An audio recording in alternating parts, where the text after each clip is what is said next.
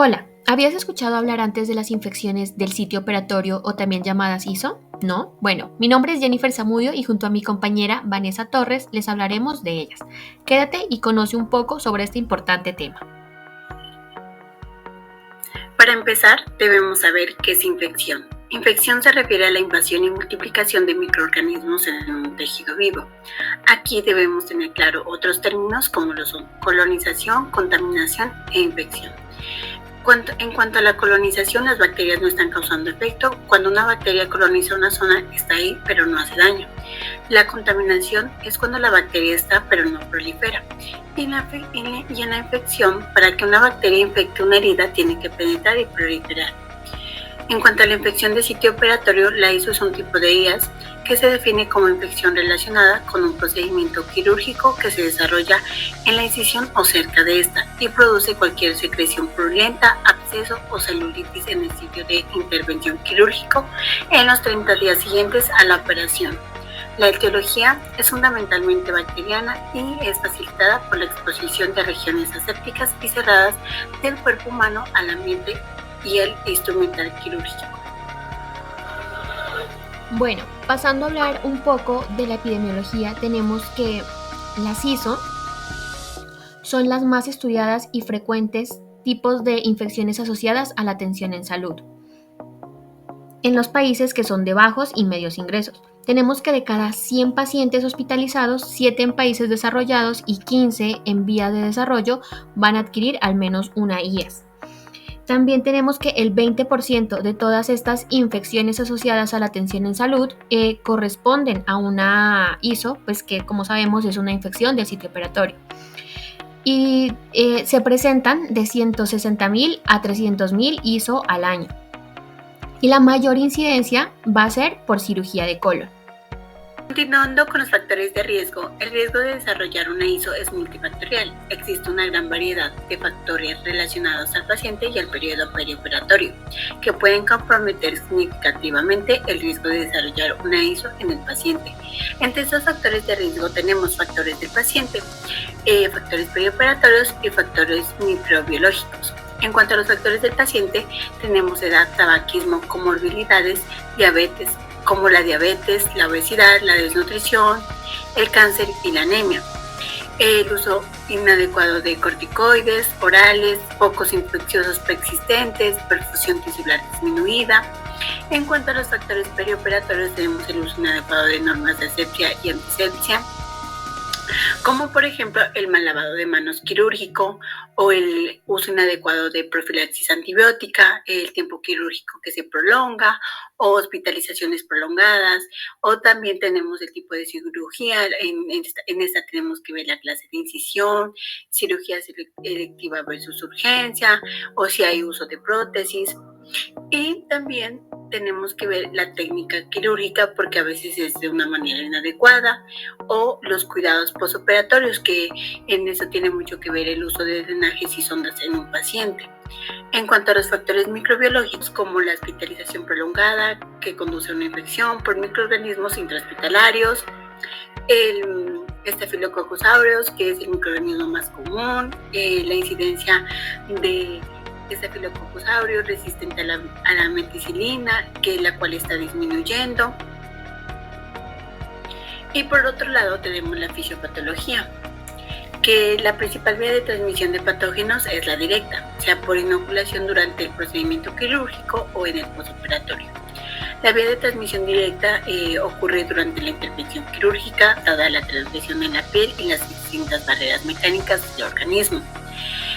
Zonas normalmente estériles del cuerpo pueden comprometerse con la microbiota local de otras regiones colonizadas del organismo, o también con la flora exógena propia de las manos del cirujano o del material quirúrgico que esté contaminado.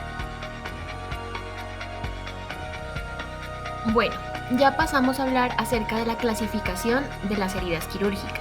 Aquí vamos a tener 4 grandes grupos que los vamos a tener con base en la magnitud de carga bacteriana durante la intervención. Entonces vamos a tener a las que son la limpia o clase 1, limpia contaminada, clase 2, la contaminada, que es la clase 3, y la sucia, que sería la clase 4. Vamos a empezar hablando de la clase 1. En estas no existe infección. La herida solo puede contaminarse con microflora de la piel y no se penetra en ninguna víscera hueca que contiene microbios. Es una herida no infectada. No tiene signos de inflamación o proceso inflamatorio activo. Hay cierre primario o drenaje cerrado y no se comprometen los tractos colonizados. Entre los ejemplos de este tipo de heridas tenemos a la reparación de hernias, una biopsia mamaria o incluso puede ser una cirugía de lipomas. Una cirugía limpia debe infectarse en menos de un 2%. Si un paciente con cirugía limpia se infecta esa herida, pues la culpa probablemente podría ser del médico. Bueno, continuamos hablando acerca de las heridas limpias contaminadas o clase 2. En estas se abre una víscera hueca, como las vías respiratorias, digestivas o genitourinarias, que ya tienen flora bacteriana endógena, pero esto va a ser bajo circunstancias controladas y sin una fuga notable de contenido. Entonces, como tenemos aquí en la diapositiva, decimos que hay una transgresión mínima de tractos bajo condiciones controladas y no hay una contaminación inusual y tampoco va a haber una evidencia de infección. Entre los ejemplos de este tipo de heridas vamos a tener cuando se realiza una colecistectomía, una cirugía electiva de tubo digestivo o una cirugía colonorrectal. Y en cuanto a la probabilidad de una infección en una cirugía con una herida limpia contaminada, hablamos que es de menos del 10%. Bueno, pasamos a hablar de las heridas contaminadas o clase 3. Estas van a ser heridas traumáticas que pueden ser abiertas, frescas, son cirugías en las que no se lleva a cabo una adecuada técnica estéril. Puede haber presencia de tejido necrótico, pero sin drenaje purulento. Son las heridas accidentales abiertas que se encuentran después de una lesión, en las que se introduce una extensa cantidad de bacterias en un área del cuerpo que en condiciones normales es estéril. Entonces, entre los ejemplos de estas tenemos traumatismos abdominales penetrantes, una lesión grande del tejido, incluso puede ser una enterotomía durante la obstrucción intestinal. Y el riesgo de que se infecte una herida de este tipo es de hasta el 20%. Por último, tenemos a las heridas sucias o clase 4. Son heridas traumáticas con contaminación macroscópica o material vegetal. Son tejidos desvitalizados. Tienen una infección clínica visible, puede haber una víscera perforada y hay presencia de pus. Comprenden heridas traumáticas en las que hubo un retraso notable del tratamiento y en las que existe tejido necrótico.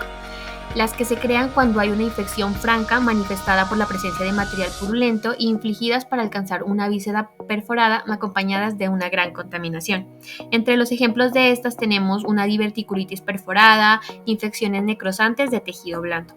Y el riesgo de infección de una cirugía sucia es entre el 28 y el 70%. En cuanto a la clasificación de las heridas por profundidad, en Colombia el Sistema de Vigilancia Nacional de Infecciones Nosocomiales de los Centros para el Control y Prevención de Enfermedades ha desarrollado criterios de vigilancia estandarizados para la definición de ISO. Siguiendo estos criterios, las ISO se clasifican en dos tipos, que son infecciones de sitio quirúrgico incisional e infecciones de sitio quirúrgico órganos y espacio. En cuanto a las infecciones de sitio quirúrgico incisional, a su vez estas se van a clasificar en infecciones de sitio quirúrgico incisional superficial e infecciones de sitio quirúrgico incisional profundo. Entonces, según las infecciones de sitio quirúrgico incisional, tenemos la primera, que es superficial. Aquí se deben cumplir dos condiciones: que ocurra en los 30 días después del procedimiento quirúrgico y que además comprometa únicamente la piel y los tejidos blandos subcutáneos a la incisión. Y que además de esto deba tener como mínimo un signo o síntoma de infección, que ya sea dolor, inflamación, eritema, calor. En cuanto a la incisional profunda, para que sea incisional profunda se deben cumplir tres condiciones: que se presente una infección 30 días después de la cirugía si no existe implante, o que se presente una infección un año después si existe implante relacionado con la cirugía. Y por último, que la infección envuelva los tejidos blandos y profundos. Y además de esto, debe tener como mínimo una de las siguientes condiciones: que pueda existir drenaje purulento o que haya dehiscencia de suturas profundas, espontáneas, y que el paciente pueda presentar fiebre superior a 38 y dolor localizado irritabilidad a la palpación.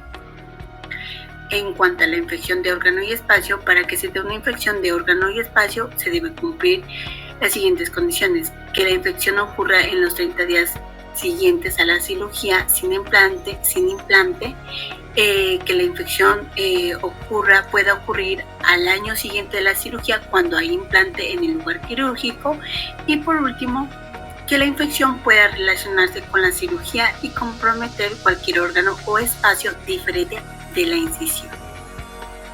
Bueno, ya conociendo todo este tipo de heridas, vamos a hablar de la profilaxis antibiótica. Entonces tenemos que no se deben aplicar agentes antimicrobianos como cremas, soluciones y polvos sobre la incisión quirúrgica para la prevención de estas infecciones de sitio operatorio.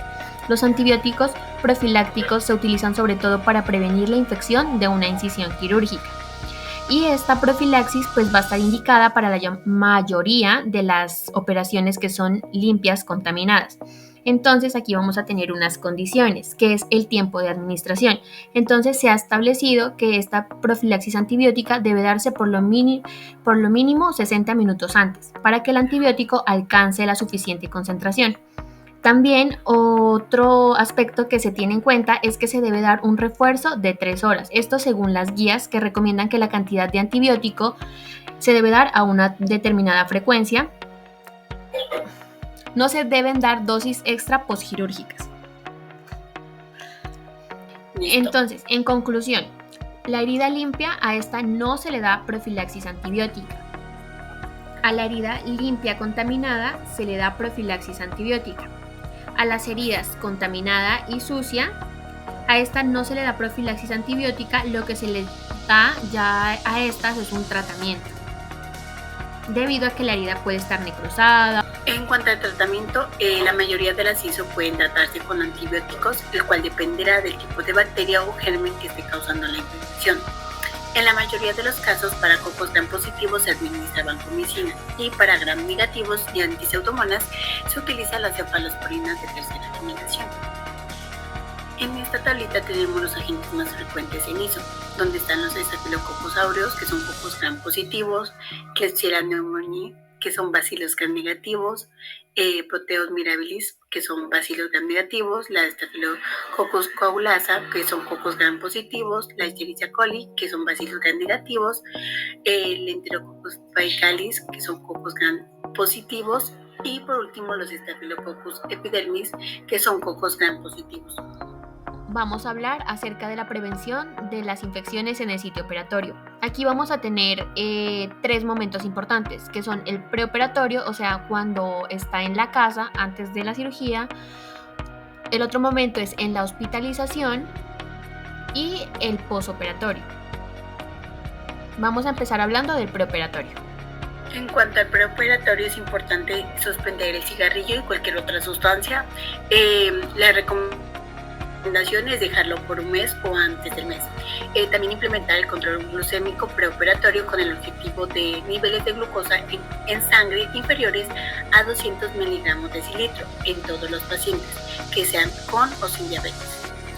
También aconsejar a los pacientes ducharse de cuerpo completo con jabón antimicrobiano o con un agente antiséptico al menos la noche anterior al día de la operación. Bueno, en el periodo de la hospitalización o perioperatorio, como sabemos, la cirugía genera un estrés quirúrgico y a la vez genera una serie de reacciones a las cuales el cuerpo va a reaccionar con una respuesta al estrés. Entonces, a estos pacientes se les debe hacer un control glicémico. En cuanto a esto, se le intenta mantener con una glucosa por debajo de 140. Se debe hacer remoción del cabello, se debe realizar también una preparación de la piel y en este se opta por el alcohol, la clorhexidina para realizar la asepsia y antisepsia. También se requiere de un correcto abordaje en cuanto al lavado de manos, ropa quirúrgica, la normotermia y el soporte nutricional. Y por último, ya en el periodo posoperatorio, aquí pues no se deben aplicar agentes antimicrobianos como ungüentos, soluciones o polvos, ya lo que se hace aquí es el manejo de la herida y un suplemento de oxígeno si es necesario. Muchas gracias.